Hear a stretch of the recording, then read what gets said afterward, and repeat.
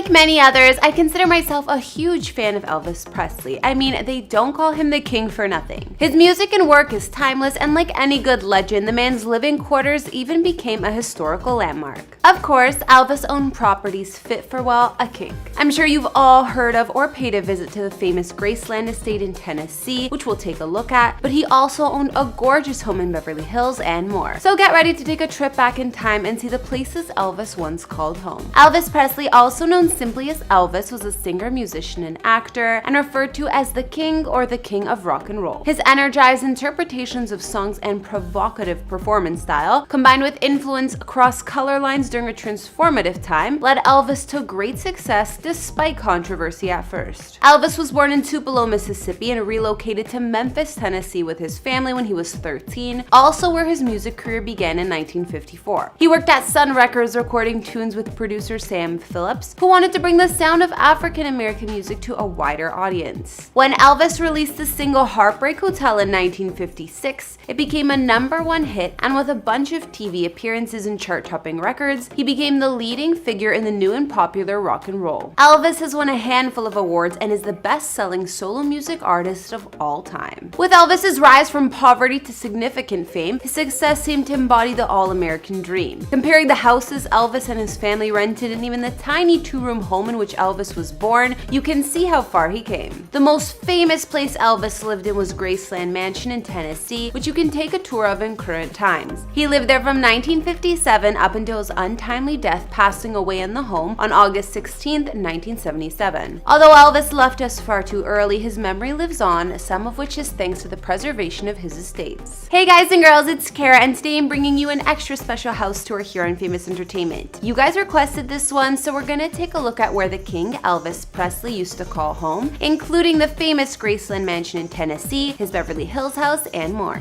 If you like these videos, make sure you're subscribed and ring that bell to be notified when we post so you can always be up to date. We've also done house tours on the likes of Michael Jackson and his famous estates, and we'll link to similar videos at the end. Follow me on Instagram to chat, and as usual, let me know whose house tour is next in those comments down below. Now let's get into this video.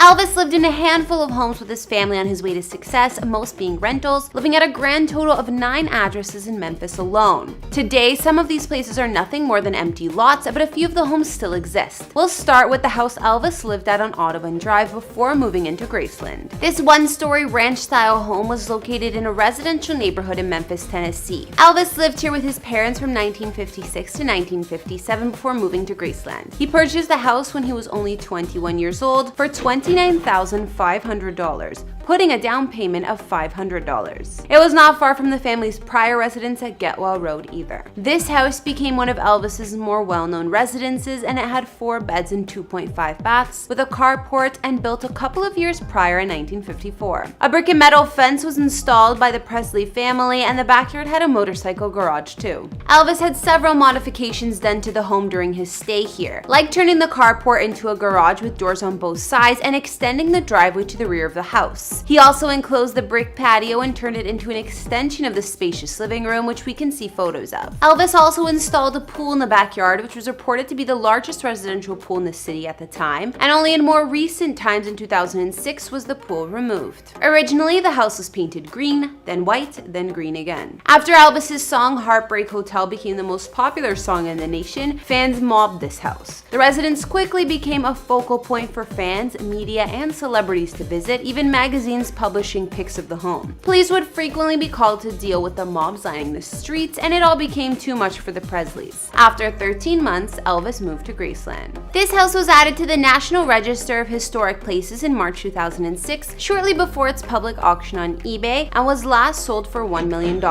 Although the house isn't currently open to the public, it occasionally hosts small events or concerts. Now for Graceland. Graceland Mansion sits on 13.8-acre plot of land in Memphis, Tennessee, and it's where Elvis called home from 1957 up until he passed away in 1977. His daughter, Lisa Marie Presley, has been the owner of Graceland since his death, and it's located in the vast Whitehaven community about 9 miles from downtown, and is not in as rural of a location as one might expect. The house was built in 1939 by Dr. Thomas and Ruth Moore, who named it Graceland in honor of a family member. The elegant column mansion faces west and is perched on a hilltop. It's described as Colonial Revival in style and is a two-story home spanning over 10,000 square feet inside at the time Elvis purchased it. The king bought the home from the YMCA for around $102K, according to records, and while living there, expanded Graceland to span over 17,500 square feet of space, adding more and more rooms. It has a total of 23 rooms with 8 beds and 8 baths. To the right of the entrance hall, through an arched hallway, is the living room, where these days guests are greeted by a 15-foot white couch, white marble fireplace, and sparkling mirrors. The music room is attached to this space and it has peacocks set in stained glass, a baby grand piano, and a 1950s style TV. The kitchen and living room are also set on the main floor of the mansion, along with a bedroom and ensuite that previously was occupied by Elvis's parents. Interestingly enough, the kitchen was a part of the home not open to the public until 1995, as Elvis's Aunt Delta used it until she passed in '93. In the 60s, Elvis enlarged the home to create a den on this floor known as the Jungle Room. It had natural stone walls, an indoor waterfall, and Polynesian island decor. Elvis added a large wing on the south side of the main house that was a sidewalk between the music room and the pool area, connected by an enclosed gallery. In recent times, this area of the home is known as the Trophy Building, featuring an exhibit about the Presley family. The second floor, which had Elvis's bedrooms and other family members' rooms, isn't open to visitors out of respect for the Presley family and to avoid any improper focus on the bathroom, which where Elvis died. This level of the home has been untouched since. In his basement hideaway, you'll find some of Elvis's favorite rooms, like the TV room where he often watched 3 TV sets at once. Here, Elvis had his 1970s logo with a lightning bolt on the wall, as well as built-in TVs, stereo cabinets to hold his records, and a wet bar. Elvis created many lavishly decorated theme rooms at Graceland. The games room, also called the pool room for its large pool table, was created in 1974, and he had the walls and ceilings covered with pleated cotton fabric. All in all, it's said that Elvis spent $500K or more carrying out modifications to Graceland, such as the field stone wall surrounding the grounds, a wrought iron front gate shaped like a book of sheet music, a kidney-shaped swimming pool, and even a racquetball court. One of Elvis's best-known add-ons was the meditation garden, where he would go to reflect on any problems or situations in his life. It's also now where he and his other family members are buried. After Elvis's passing in 1977, Graceland was opened to the public as a museum on June 7, 1982, and declared a National Historic Landmark in 2006. It's the second most visited house in the US after the White House, with over 650,000 visitors a year, hopefully one of which will soon be me. Before I wrap this video up, let's take a quick look at a lesser-known Elvis residence. Even Elvis had to have some property in Beverly Hills, and according to records, he and Priscilla Presley bought this home after they married in 1967 for $400K, living here part-time until 1973. This stunning estate is on a street dubbed Billionaires Row, and most recently went up on the market for a whopping $30 million. This piece of Hollywood history spans 5,400 square feet of space, sitting on over 1 acre of land, with 4 beds, 5 baths, and an attached guest house. While the house hasn't changed much from when the Presleys occupied it, the interior has been redone and modernized since, with upgrades like stainless steel appliances in the kitchen, new floors, and floor-to-ceiling windows. Other features include an impressive master suite, private pool and spa, built-in barbecue, fire pit, and even some skylights within the home. There are amazing city-to-ocean views, and the home is in a prime location to say the least. Elvis was famous for greeting fans at the front gate of this place to take photos and sign autographs. Alright, so I think I'll bring this house tour to an end here. We got to look at a piece of history today and see the homes of the one and only Elvis Presley. After seeing his residences like Graceland, the Beverly Hills home, and where he got started, what did you guys think? All of this made me really want to pay Graceland a visit, that's for sure. Be sure to let me know what you thought about the King's homes down in the comments.